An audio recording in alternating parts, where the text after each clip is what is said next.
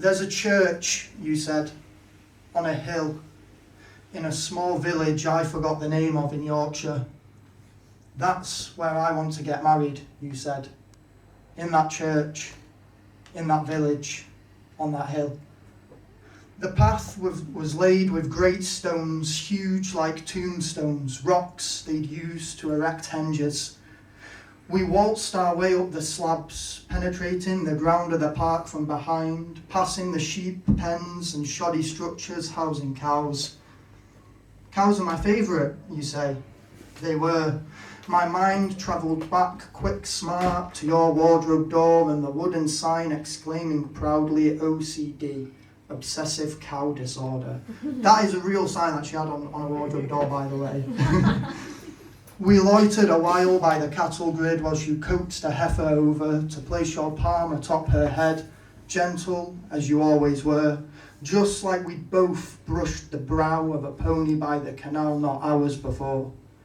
Your soft hands run red raw, shrimping in the cold blusters that sent howls through the broken panelling of the decrepit barn. I came over as you snapped a shot on your phone, placed my arm around your waist and hugged you tight. I still embrace your scent and float loftily back to that barn on occasion. You took me by the hand and I jammed our interweaved extremities into my coat, pocketing them away for warmth as the chill flashed through us and the sheep flowed away from the long clumps of grass by the stone-side paths. We were enamoured. Thank you.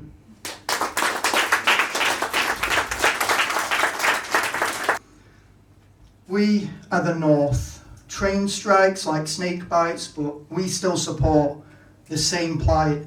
Knit tight through Tory shite for sure. We are the North.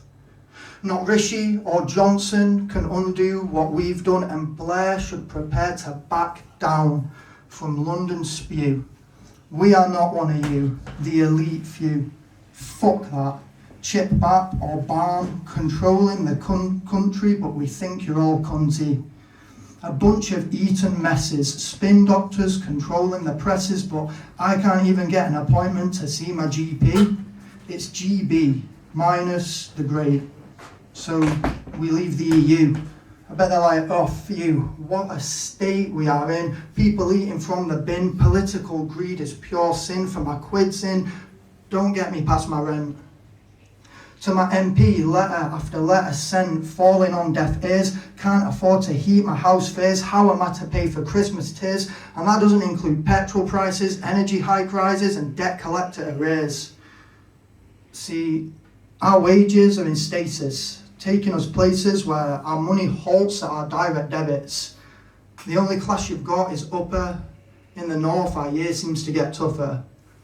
Powerhouse, we were told, but like El Dorado, we're lost gold. Those stories sold, it's getting old. Up north, we don't need you.